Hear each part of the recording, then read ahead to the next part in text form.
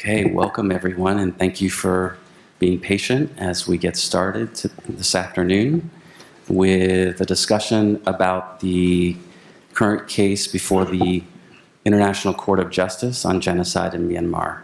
My name's Tyler Giannini, and I'm a clinical professor with the Human Rights Program. We're among the numerous co-sponsors for this event, and that includes the HLS Advocates for Human Rights here at the law school, as well as the Carr Center at the Kennedy School, the program on international law and armed conflict, the ACCPI, which is part of our clinic. The Human Rights Journal is also co-sponsoring this, as well as Harvard University's Asia Center. And finally, the program on law and society in the Muslim world. I say all that because this event really brings many different disciplines and interests together. And so we have a distinguished panel today. And before I get to introducing them very briefly, I have a little bit of housekeeping to deal with, which is that this event is being recorded. And so if you wish to ask questions at the end, and we do want to allow some time for questions, we're going to be taking that as consent that you're participating in the videotaping. We have three distinguished panelists today. To my immediate left is Arsalan Suleman, who is counsel with Foley, Hoag, and he advises sovereign states. What's particularly relevant for the discussion today is that he is one of the counsel for the Gambia, which has brought the case against Myanmar before the ICJ. And he is also formerly with the State Department. He was the State Department's former acting special envoy to the Organization of Islamic Cooperation. There's much more to be said about his career, but just so you sort of place him within the context of this discussion today. To Arsalan's left is Professor Philippe Sands, and he's visiting here at the Harvard Law School this year. He's visiting from the University College of London, where he's also a professor, and he also is a barrister in the UK in the Matrix chambers. He's argued before the ICJ as well as the International Criminal Court. Too many things to list. His reputation precedes him. Among the list of things is 14 academic books, his latest being the East-West Street on the Origins of Crimes Against Humanity and Genocide, also a little bit relevant for today's discussion. He is also part of the legal team representing the Gambia. And finally, to his left is Judith, who is a lecturer on law here at the law school and a clinical instructor in our International Human Rights Law Clinic. She's an expert on gender justice and has more than 20 years of experience now working on human rights and international justice with regards to Myanmar, where she is originally from. She's a Canadian-trained lawyer, and again, her many accomplishments are too many to list now, but she has very relevant discussions to today, including having been in Bangladesh recently and inside Myanmar when the hearings were happening at the Hague in December. So that's our panel. We're going to get started. Arsalan's going to get us started by telling us how the case really came about. It's not a usual case that you would have the Gambia bringing a case against Myanmar. So what's the history behind the case? And how did the lawyers even get involved? How do you become involved in a case like this? And also it'd be really helpful if you could lay out the basic parameters of the case. What are the key facts? What's the key theory of the case? And then we'll go from there. Thank you. Good afternoon, everyone. Thanks to all the organizers for putting this event together and for all of you for being here. I just wanted to also recognize that my colleague Andrew Lowenstein is also here, and he might be able to participate in the Q&A. He's a partner in our practice group and is also a very integral part of our team representing the Gambia in this case. It's a great pleasure for me to be here. I feel like it wasn't too long ago, even though now when you count the years, it was actually quite long ago that I was here. But I graduated in 2007, so it's a fun opportunity to be back here. The story behind the case is interesting and also, quite horrifying in terms of the experience of what's happened to the Rohingya.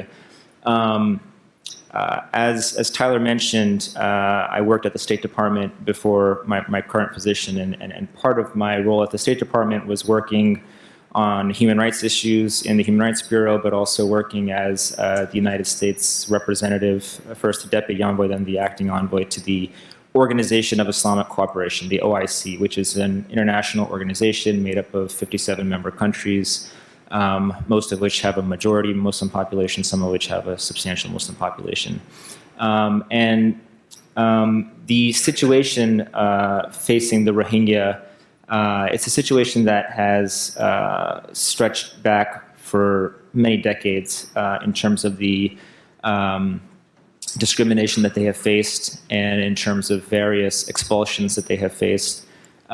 But in terms of the recent history, a more recent expulsion happened in 2012, which brought this issue in particular to the forefront, in part for our engagement with the OIC, because this was an issue that they were following very closely, and they were working or trying to work to bring about some humanitarian relief efforts and other relief for the Rohingya in the context of the immediate aftermath of those 2012 bouts of communal violence and expulsion.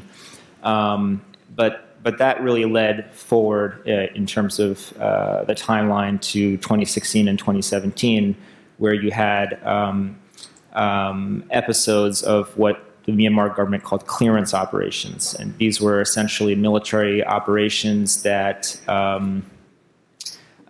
they claim were in response to a terrorist threat from a group called the Arakan Rohingya Salvation Army, but in reality was part and parcel of a larger genocidal objective that they had to rid Rakhine State of the Rohingya. And as part of those clearance operations, there were extremely brutal acts committed, including murders, rape on a mass scale, including gang rape, the burning down of villages, the burning down of structures with the inhabitants still inside and the inhabitants forced to stay inside.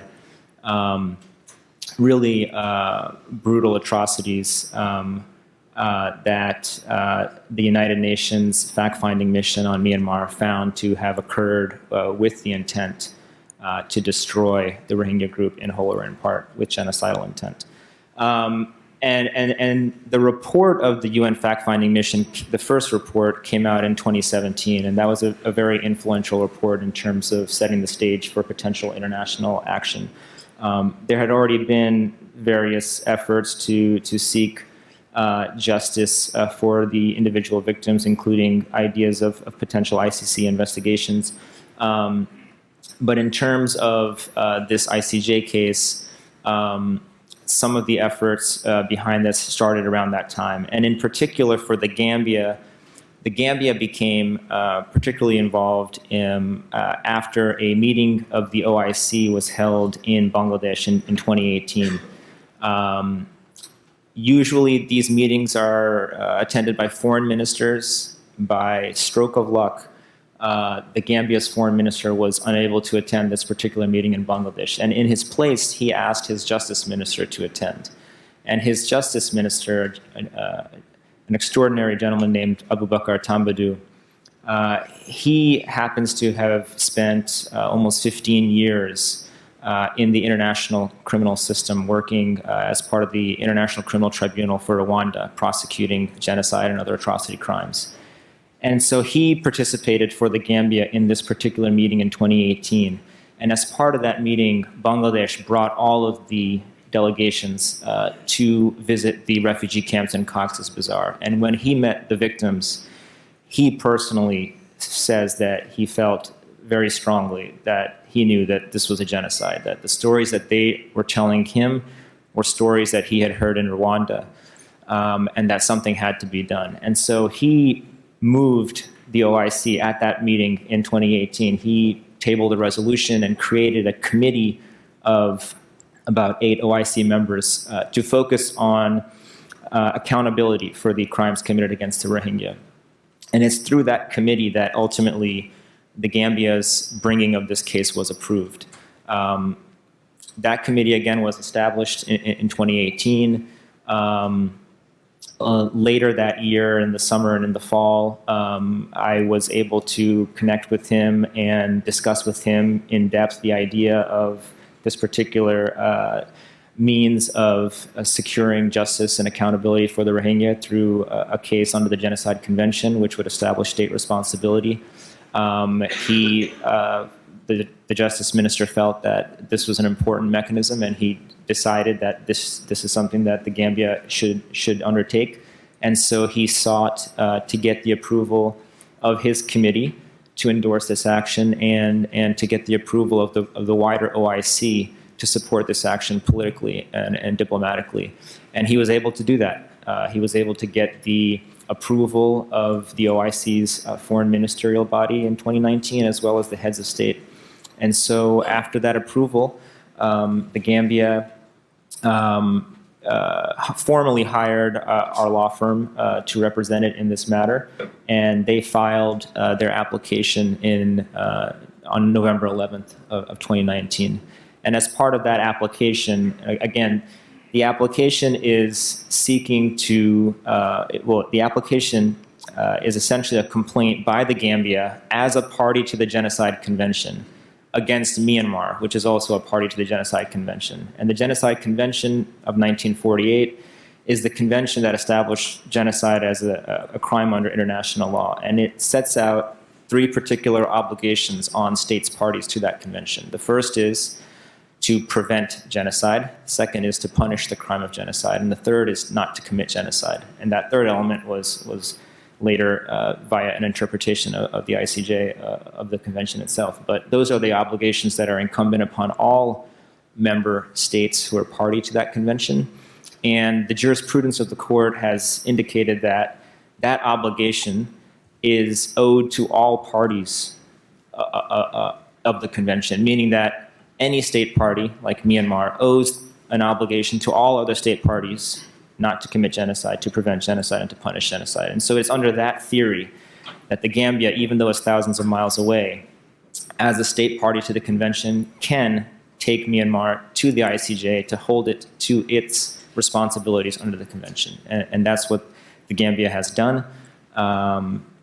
The Gambia also sought what are called provisional measures, which are measures meant to, on an interim basis, protect the rights of the parties. That might get into a little bit of what Professor Sands will talk about, so I might just leave it there. But yeah. Perfect. You could actually just have handed the mic to Professor Sands.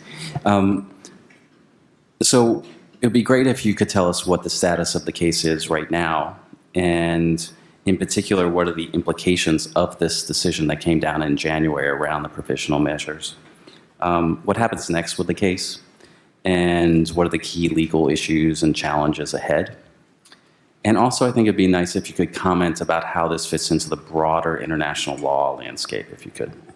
Thank you. Well, it's terrific to be here, and a privilege to be part of such a case, which is a significant case in many respects. The Genocide Convention was adopted in 1948. It's the first modern human rights treaty adopted post-Second World War. Its origins are in the work of a Polish jurist called Lemkin, who invented the word genocide in the autumn of 1944 and published it as a chapter in a book. It designates, in his conception, the destruction of groups, the obligation for essentially cultural purposes to promote and protect the diversity of our common humanity.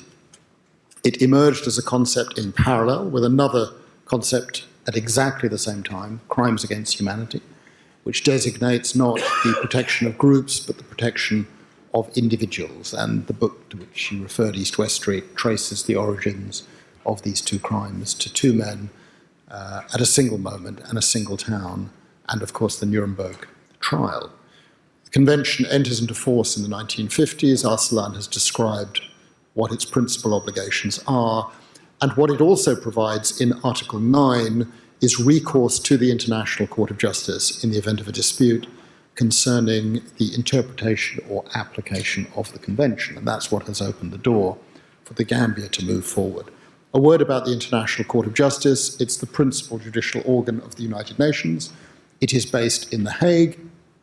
There are 15 judges from 15 different countries. And if you are a party to a case before the International Court of Justice in which you have no national sitting on the bench, you are entitled to appoint what is called an ad hoc judge. And so both Myanmar and the Gambia appointed ad hocs, as a result of which there are 17 judges.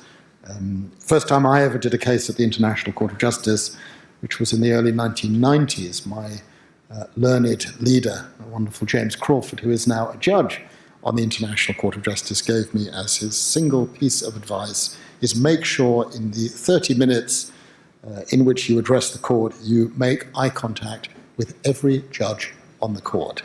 The judges do not like it if you devote your attentions just to the president or just to the vice president or just to your mates on the court. And so you are constantly scanning the room.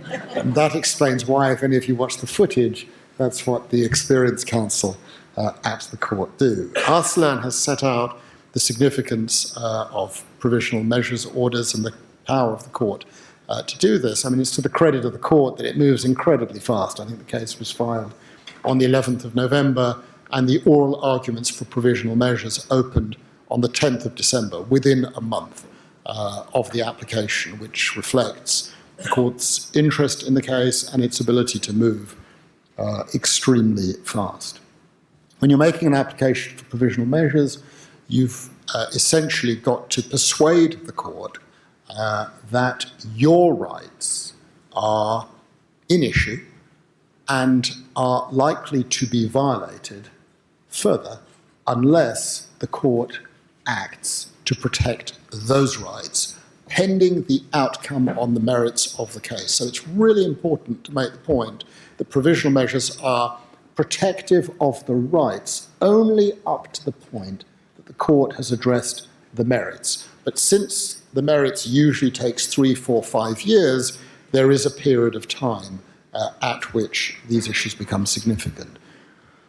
The court has had 2 other major substantive cases on genocide. In 1993, the case brought by Bosnia against Serbia, and in 1999, the case brought by Croatia, also against Serbia. I was counsel in the second case, so I got some experience of arguing a genocide case.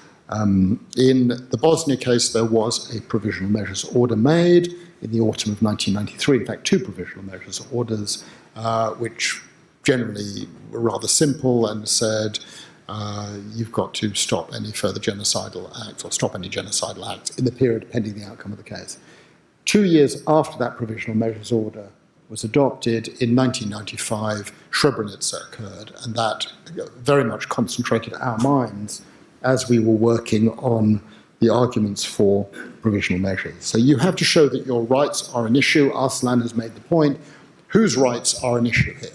Is it the rights of the Rohingya community? Is it the rights of the Gambia?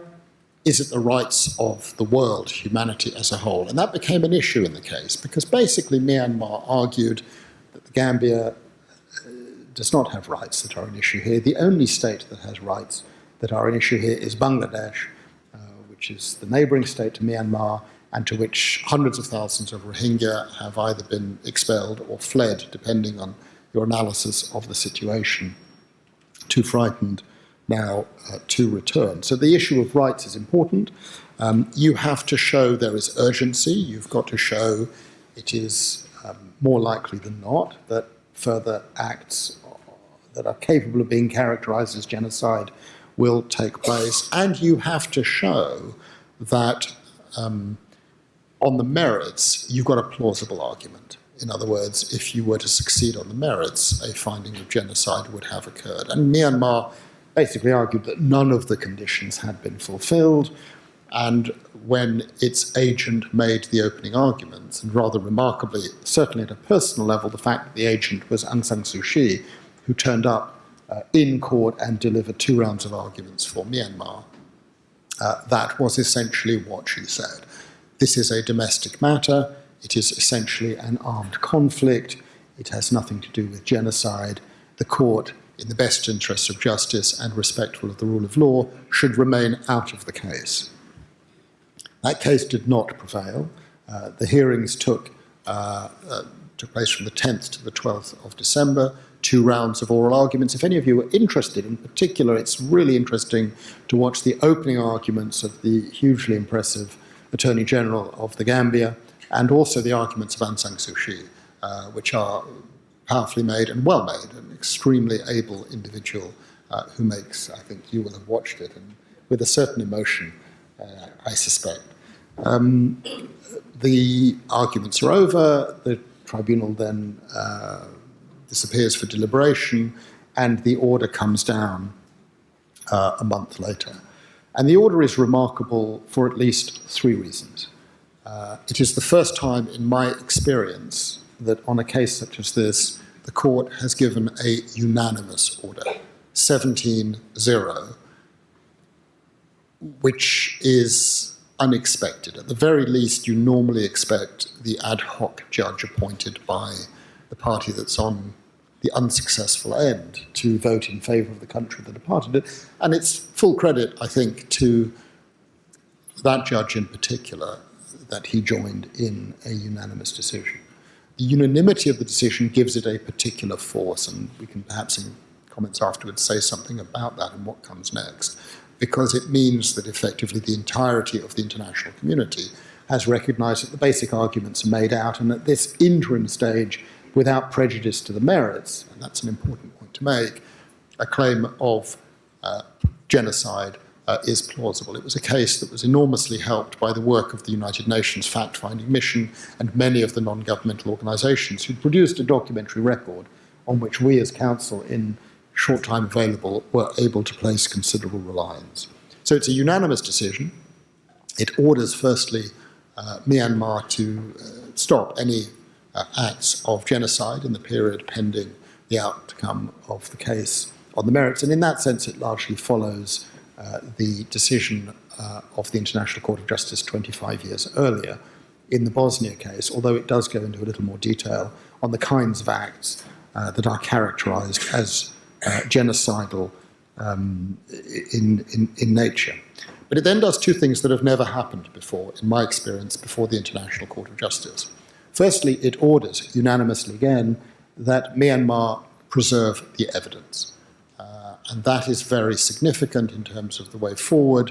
There has been some indication that Myanmar has destroyed crime scenes, has destroyed entire villages, and the court has now effectively said all of that has to stop. And the third thing that the court did, which has never happened before in my experience, is it ordered Myanmar to produce a report within 4 months of its order that it indicate the steps that it has taken to comply fully with the order, which effectively gives the court a continuing handle. That first order will be produced in May, or not produced, but I assume they'll want to comply in order to compete themselves in good odour with the court. And of course, that provides a further hook for the Gambia and others to respond to what Myanmar has and has not said. And more significantly still, the reporting requirement is that every 6 months thereafter, Myanmar must report on steps that it has taken, which means the court is keeping the case under active consideration. And at each point that a report is made, the Gambia and others are able to respond. So that is a far-reaching order. It is binding as a matter of international law, and it has immediate political consequences, not least in undermining the ability of other countries in the region to say this is essentially an internal matter and you should stay out of it. Of particular interest to me is that amongst the unanimity of the judges are judges perhaps who may have been disinclined in some way to support the order. And in that regard, you might want to read the separate opinion, concurring but separate, of the Chinese judge, the vice president of the International Court of Justice in particular, and the separate opinion of ad hoc Judge Kress, who happens to be of German nationality and was appointed by Myanmar. The next thing that happens is the case moves to the merits. The court has ordered the Gambia to file its memorial, first round written arguments on the merits by July.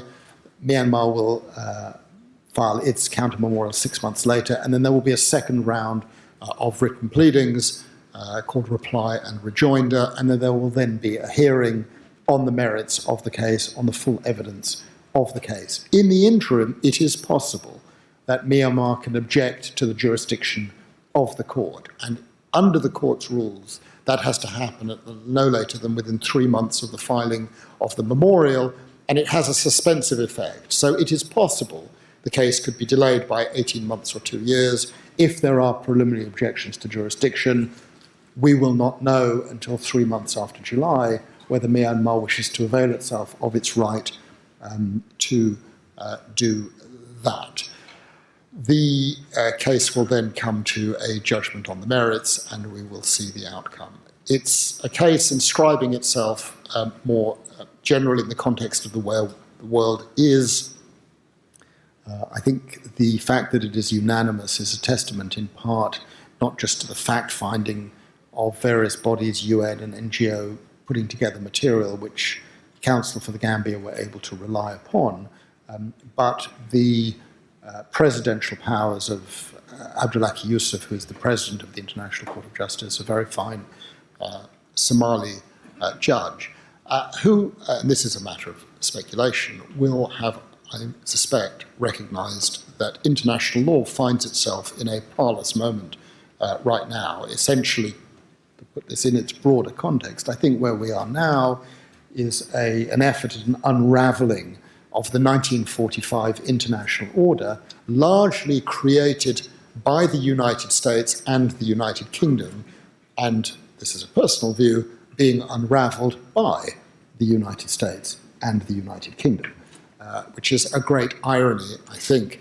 that exactly 75 years after the creation of the United Nations, the two countries that did more than any to put in place the system of international legal order that we now have is being unraveled by those very countries. That's, as I say, a personal view. Reasonable people will disagree as to the analysis. But I think putting this case into that context, the court really has come into its own and given the clearest order for provisional measures I have ever seen it give in circumstances in which the world finds itself in considerable difficulty.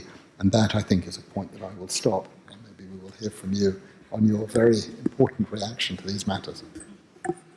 Okay, a lot to dig into, but we're going to keep going because we want to get to your questions. So,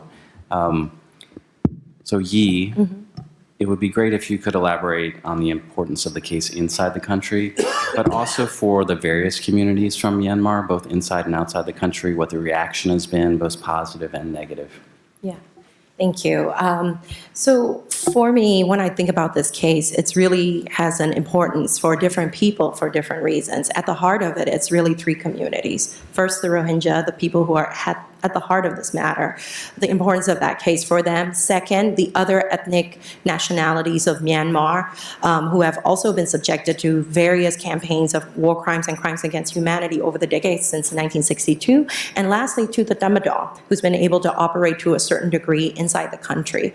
So for the Rohingya, this case is a huge thing. I mean, you've heard from Arsalan and my esteemed co-panelists, like Philippe, talking about what brought this on. So I don't want to invest the time in there, but I think the impact of this case is that it's the first time that for them, you're being recognized, that you're a protected group, that there are obligations that the Myanmar government has to undertake in order to ensure under the Genocide Convention. That's huge in a country where even the name Rohingya is being disputed, or that your allegations of human rights violation is been constantly denied. So to me, that's one of the things to think. And as Tyler was mentioning, I spent January in Cox's Bazar and Kutupalong and Balukali camp with 3 of my students from the International Human Rights Clinic.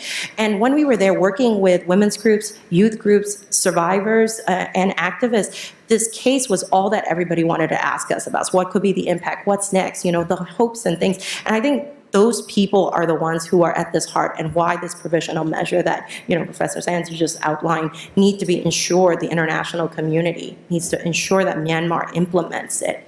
So, which then brings me to my, second point, which is the other ethnic communities. Although they haven't been subjected to the incredible weight of lack of citizenship right and statelessness that the Rohingyas have been subjected to since 1962, ethnic groups like the Kachin, the Shan, the Karen, Karenni, Rakhine, Chin, to name a few, has been engaged in armed conflict with the Tamadoa to fight for their self-determination and autonomy.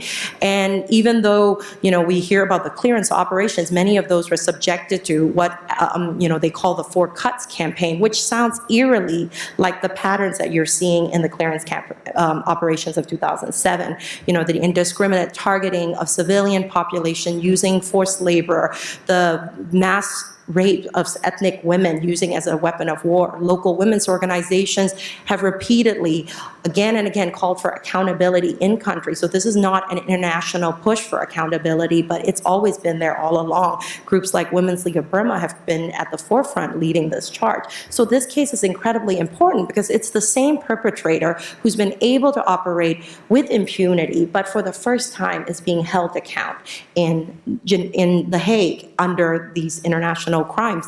And then, which brings me to the last point, which is the Tamadoa itself. This case is incredibly important to them. Put yourself in their shoes. They've been able to operate with impunity, with no recourse in a country where you're above the law. You can do anything you like. You can't be held accountable domestically. Internationally, many of us have campaigned to hold them accountable at the International Criminal Court, which has been defeated because of the powerful ally neighbors, such as Russia and China, who are on the Security Council, who ultimately defeated this attempt by us in the 2000s with the veto power. So for them, they've, up until Gambia came along and up until this ICJ case, they've been able to operate with impunity. So being asked to report what they're doing to prevent and protect Rohingya community every 4 months, every 6 months, this is a degree of scrutiny that they're just not used to. So it's those three communities that I think about when I think about that. And I think the second part, Tyler, you were asking was around the reaction to this case.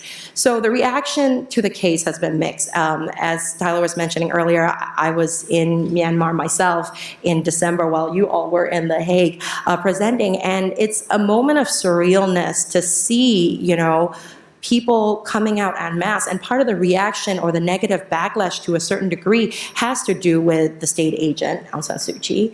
For many in Myanmar, she is beloved. She is a prominent figure. People really think she's the best hope for the country to have peace. So, they call her a Mae Suu, which means Mother Suu. To see Mother Suu in The Hague, standing up against the ICJ and the Gambia's allegation sends a complicated message. People inside start conflating that supporting the ICJ is to go against your allegiance to Aung San Suu Kyi, that you're a race traitor. So this is the atmosphere that I was startled by, to see jumbotrons being erected in parks like Mahabandula Park, the same park where the same Tamadoa gunned down civilians in 1988.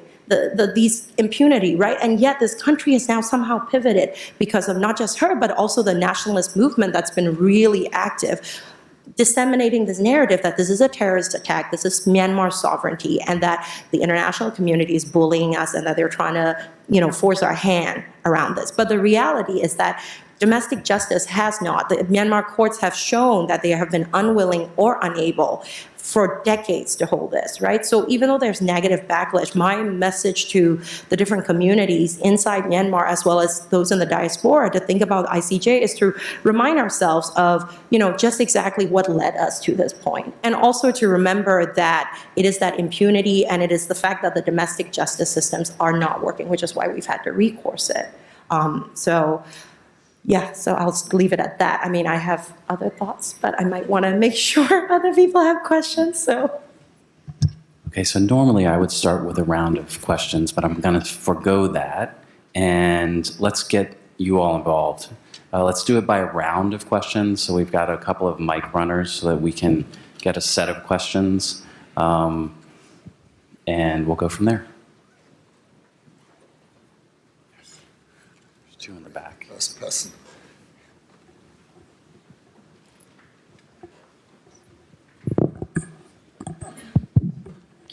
Hi, thank you so much for coming and speaking. My question is, one of the big questions with international law is always its, power to actually enforce. And so these provisional measures, beyond the reporting requirements, what do you see is, it's their real power to change actual behavior in the government? And are there other mechanisms of enforcement that are beyond that? And then once the case is decided on the merits, I'm just very unfamiliar with when a case is decided on the merits, what follows from that in more kind of practical enforcement terms? Great question.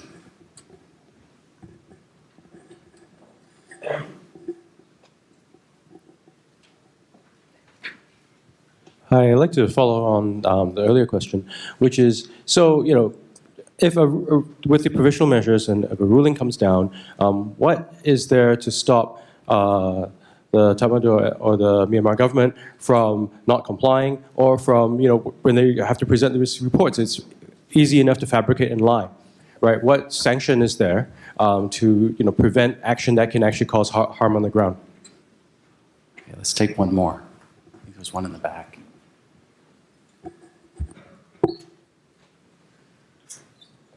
Thank you so much. I wanted to ask regarding the substantive argument behind the case. Because this is such an unusual case, I imagine argued on the basis of, as you explained, of the Genocide Convention, but also I imagine on the breach of jus cogens norms that affect the whole of humanity, independently of the fact that the Gambia was not directly affected by the happenings. So in the face of the positive reaction of the court and this unanimous decision on provisional measures, do you see this as possibly opening a door to other cases where countries that are not directly affected by these types of violations can bring cases before the court on the basis of jus cogens norms, violations of international customary law? And then how do you see this interplaying with the investigation initiated by the International Criminal Court last November? Although one is state responsibility before the ICJ and the other individual criminal responsibility, but how do you see this playing out in the coming months? Thank you.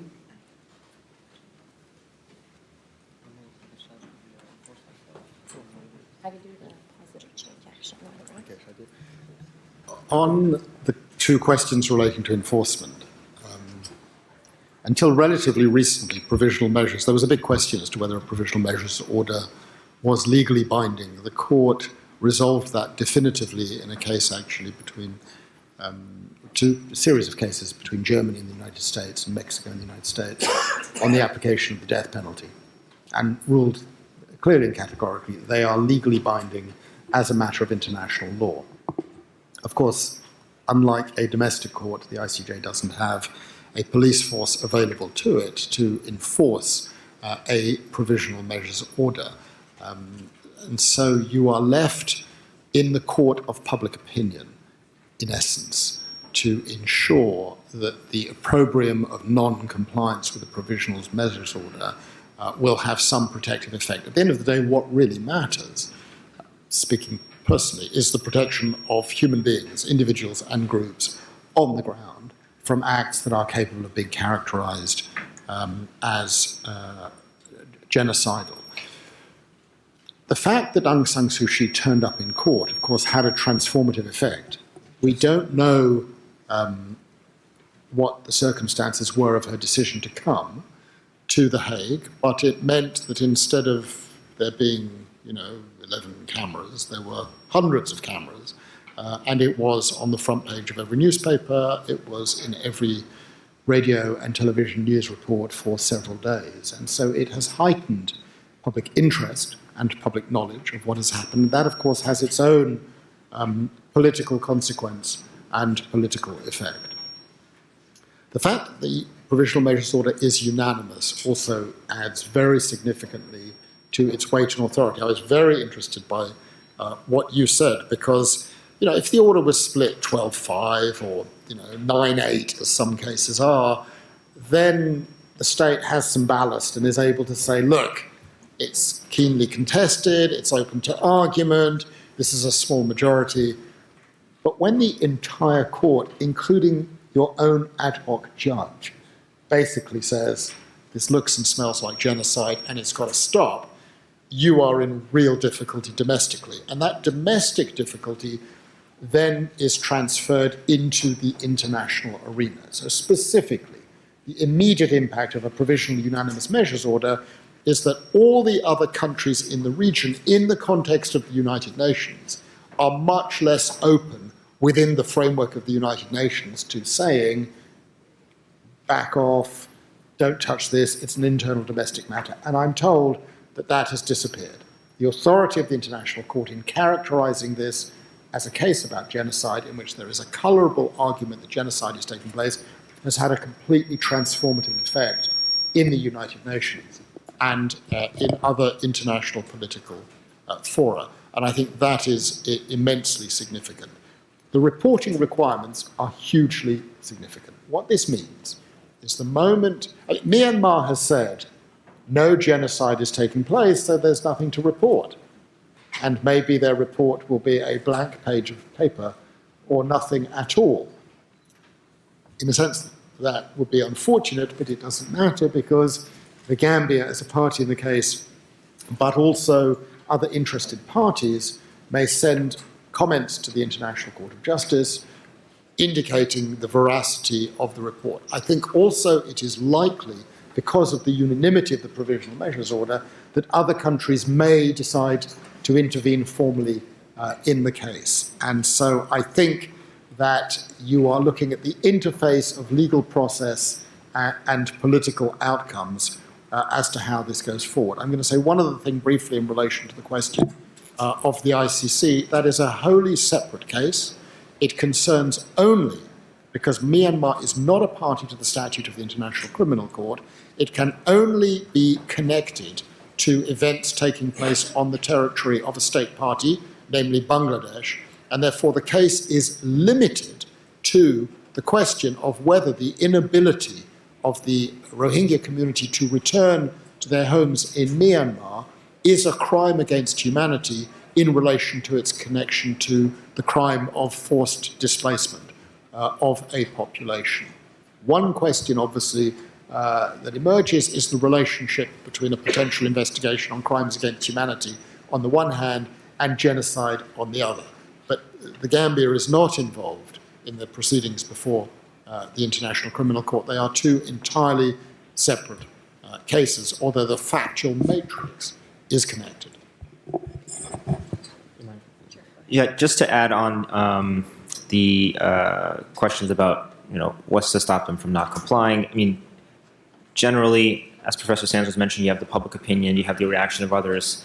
So just to expand on that a little bit, the ICJ's judgments are issued and fall within the broader construct of the United Nations. And so there are various political bodies of the UN that are also meant to act to enforce judgments of the court. And specifically, the Provisional Measures Order is automatically sent by the statute of the court to the Security Council for the Security Council's awareness and potential action to enforce. So in theory, if there's noncompliance, you could have action at the Security Council to enforce compliance in various ways using coercive means.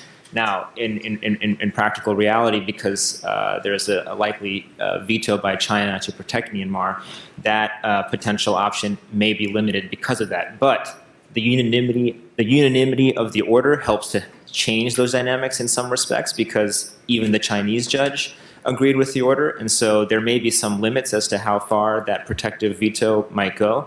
But there's also the General Assembly, which can also undertake actions and activities and can move forward certain measures that could entail a political cost to Myanmar for non-complying. And of course, you also have the actions of individual states. During the pendency of our hearing, the United States announced sanctions on certain Myanmar generals, and other states will surely be continuing their consideration of potential coercive mechanisms that they could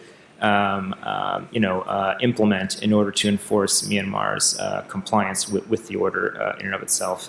On the Jus Kogan's question, it may. I mean, I think there's conversations now that opens the door for certainly activists, but I think also states to consider whether there are new opportunities to consider raising violations of Jus Kogan norms in the context of obligations that are erga omnes partis.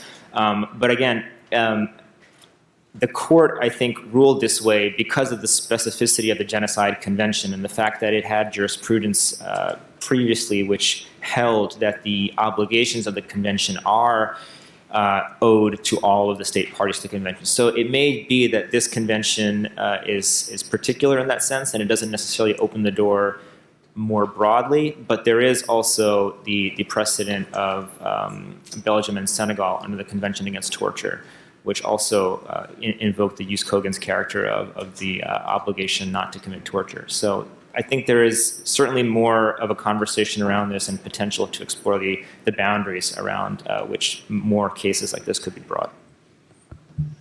And then I'll just add to how this ICJ case has affected or put the pressure on the reaction inside, because there's been actually some positive and negative responses to it. The positive side is that, 3 days before the provisional measures were announced, suspiciously, the Myanmar government released their independent commission of inquiry findings. They said that they found 900 civilians killed in Rakhine State by forces operating. They said there were war crimes, and there's a lot of red flags there, the fact that they don't mention genocide purposeful, or they underplay things like sexual violence and conflict. But the fact that it is the first time since 1962 that the military has owned up to say our forces have committed war crimes against civilians, I can't emphasize, that's huge. And that would not have been possible were it not for the ICJ case.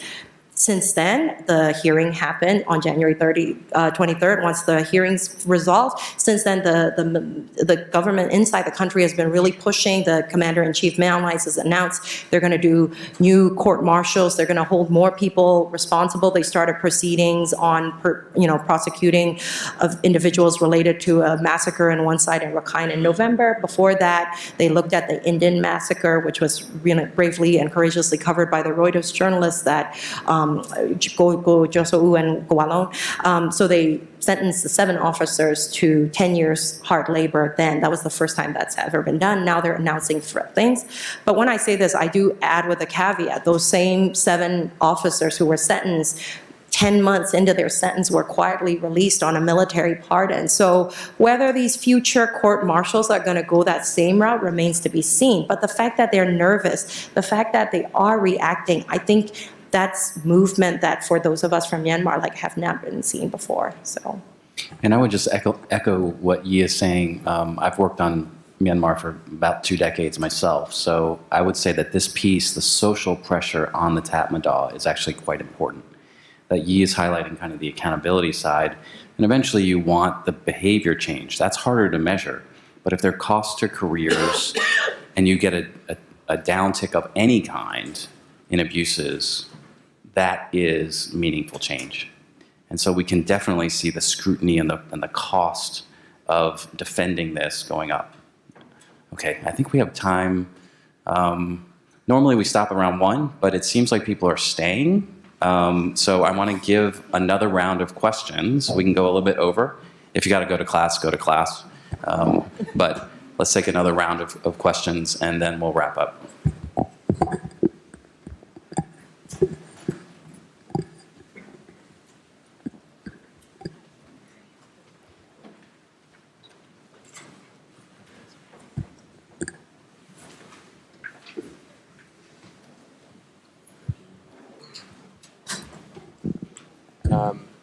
Professor Sands, you talked about the extraordinary nature of these provisional measures regarding the obligation to make periodic reports, and you've already spoken a little bit about what you expect maybe those reports might contain. But from the point of view of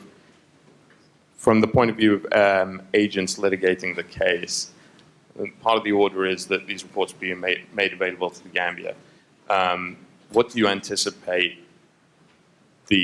How do you anticipate the reports playing into the litigation at the merits stage, either from Myanmar introducing, laying foundations for new arguments in the merits stage, or trying to buttress the arguments it's made in the provisional measures stage, and what opportunities the Gambia has for advancing its arguments based on the contents of these reports?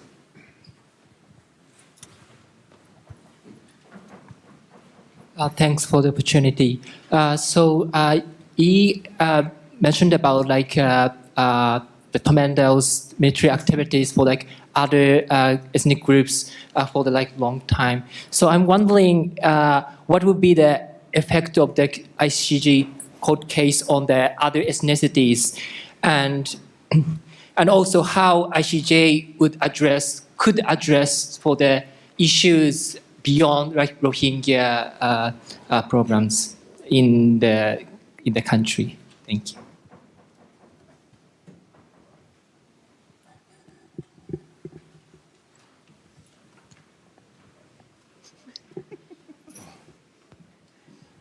Hi, thank you. I wanted to ask if this court case has changed the relationship between Aung San Suu Kyi and the Myanmar army.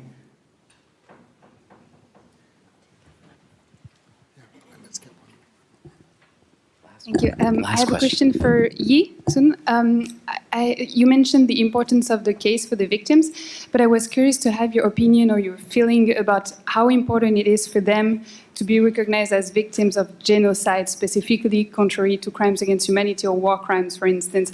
So I guess they don't ask this question in those legal terms, but what I mean is it important for them to be a victim of a crime against their group, or would it be fine as well if they're recognized as victims of these crimes as an individual, and perhaps what's important is just the international attention and just having liability and justice. So I'm just curious about this. Thank you. First one, or should I answer too? Okay. So I'll start from the reverse and kind of move my way through the questions. So even talking about the importance of being recognized for the crimes of genocide as a group, I think it depends on who you're talking about, which survivor you're talking about. So if you're talking about the Rohingya survivors, it is extremely important because of all the persecution and all the layers in which they've been persecuted in Myanmar since decades of that it is really important to make sure that we acknowledge the group aspect of it, that they're being persecuted with the intent of destruction of in whole and part based on the fact that they belong to this ethnic and religious minority group from Myanmar. I think that's really important. But for the other ethnic communities, when we're talking about the Shan or the Kachin or the Rakhine and others, these atrocities that's been committed, the war crimes and crimes against humanity, I think being even able to acknowledge the individual level of how this is part of a larger systematic violations, again, that the Tatmadaw has perpetrated with impunity, revolving one survivor groups after another. I think that's sufficient. But I think for the Rohingya, there is that additional added thing of having the fact that they've been stateless, having deprived of the citizenship rights. So I think that is what adds for it. I will talk a little bit about the other ethnic group, which we've talked about it. I think my opinion, and Professor Sands and Arsalan can weigh in on this, but for the ICJ case, it is very much about the Genocide Convention and for the community. Those of us from Myanmar who have really want to see justice get served in the country, for the right thing for the international community to do is to look at the full gamut of the crimes against different communities, right? Because you're looking at one community, but you're talking about a whole pattern of this country that's been under a military dictatorship and the system's been broken. So the real way in which justice is going to be served is to ensure not just look at limited scopes, whether it's deportation at ICC, whether it's, Genocide Convention at ICJ, but to do a full examination of these and ensure that there's accountability for that. So I think that I wanted to leave it at that to make sure my co-panelists have time. I can comment on the Aung San Suu Kyi and relationship with the Tatmadaw, perhaps after Professor Sands finishes legal. I've only ever had one case before where there's been a reporting requirement. It was a maritime boundary dispute, Ghana and Côte d'Ivoire, before the International Tribunal for the Law of the Sea.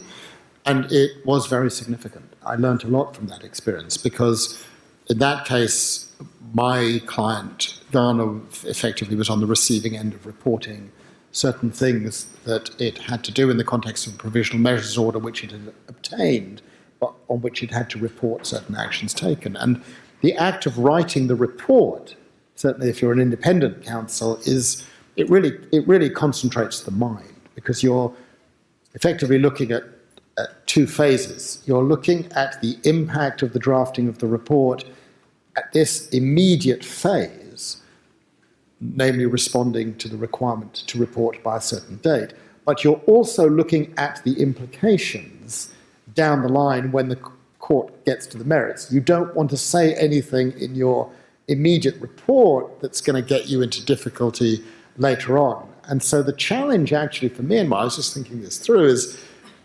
Myanmar is, I mean, assuming they comply with the reporting requirement, which I have to assume they will, they've got responsible serious counsel on board, who I think will, I suspect, be encouraging reporting rather than discouraging reporting, is what do you say about the material that Yi has just described, the procedures that are set up? You're caught in a bit of a bind if you're Myanmar, because you are effectively reporting, you're making a concession. You are conceding, as Aung San Suu Kyi did in her opening statement, that war crimes may have been committed. And that, of course, opens the door to giving a degree of legitimacy to arguments that may be characterized in a different way. So I think possibly not everyone, including the court and the counsel, have thought through the consequences. But I think as the time approaches, and lawyers, of course, always leave everything to the last possible moment, the mind will be concentrated and we will all come to see this is a very, very important part of the process, which requires real care to be taken. In relation to other ethnic groups, the court won't touch that. The court will only deal with the issues that are put before it by the complaining party, the Gambia, which is limited to the treatment of the Rohingya, which is, as you may know, the only community, I stand to be corrected, which is not recognized as a group, indeed not even entitled to citizenship. So if you are born in Myanmar as a member of the community known as the Rohingya, a word Aung San Suu Kyi has declined to utter either in court or elsewhere, along with the word rape, I would make clear, then you are going to be, I mean, the subject of the Rohingya will be the exclusive focus of this case by the International Court of Justice. It cannot open the door to other communities because it has not been asked to do that. And that, of course, raises a fundamental problem with any legal process and any criminal process, domestic or international, is it's merely a snapshot of a much, much bigger story. The issue of characterization is hugely, hugely, hugely significant. As any of you who have read East-West Street will know, I have in one respect a certain skepticism about the concept of genocide. It has tended to climb to the top of the list of horrors, so that if your crime is crimes against humanity or war crime, people think, oh, you know, that doesn't matter very much. I mean, following the famous 2007 judgment of the International Court, which found that Serbia was not responsible for committing genocide, although it may have been responsible for committing crimes against humanity and war crimes, the newspaper headlines in Belgrade were, "We are innocent." And that's really unfortunate. On the other hand, and this became acutely engraved in my consciousness when I've been working on the case of the Yazidi community in northern Iraq and in Syria, working with members of that community, including many women and younger women who have been subjected to the most appalling treatment imaginable, including industrial-scale rape, it is very clear that talking to them, and in particular their psychologist, the crime of genocide is of paramount importance. Why? Because it is the only international crime which expresses a recognition of the right of a community to exist as a community, a group. And that is huge. And the moment the psychologist explained to me why, in terms of the long-term well-being of that group stroke community, that is of such central importance, I understood instantly the significance of the concept that Lemkin had created. It does something that no other international crime is capable of doing. It provides legitimation, approbation, recognition. That is hugely significant. I'm not talking about a legal level, I'm talking about a psychological level. And the psychology of it is extremely important. As to the relationship between Aung San Suu Kyi and Myanmar, I'm going to give you that one. Because it's a matter of speculation. You're much better placed I have to take that one. than I am. I'd actually defer that to Tyler and Yi, but because they're a lot closer on the internal dynamics. But I just wanted to add on the part of the importance to the victims of recognition. Having some of the Rohingya victims there in the court, you could see how important this was to them, their reactions being there throughout the hearing and then later hearing the judgment. Hugely important. And also just given the decades-long denial of their identity, for them to see the International Court of Justice recognize that at this level, that they as a group are worthy of protection or deserving of protection, that was a huge psychological victory for them, a hugely important element of this case for them. And you can see that just in terms of how the community has responded, in terms of their various discussions, conversations, op-eds, statements, speeches. It's sort of an important milestone for them. You can have the last word. Okay, should I take us home with the Aung San Suu Kyi and the military dynamics? So I think that a lot of people in this room are probably wondering, why did she do this? Why did she go to The Hague? Why, I find myself asking that question. Mind you, this is my analysis, Professor Sands, so take it with a boulder of salt. But the thing is that in the lead up to the ICJ and The Hague proceedings, things were actually quite tense between Myanmar, between the Tamadol and Aung San Suu Kyi, namely because the National League for Democracy, her party, had announced that they were going to do constitutional reforms, which the military didn't want to oppose, to try and take more power away from the military, because to a certain degree, they're operating a state within a state. They have autonomy, they have oversight over everything, including military operations. So that tension actually had created a lot of negativity between each other.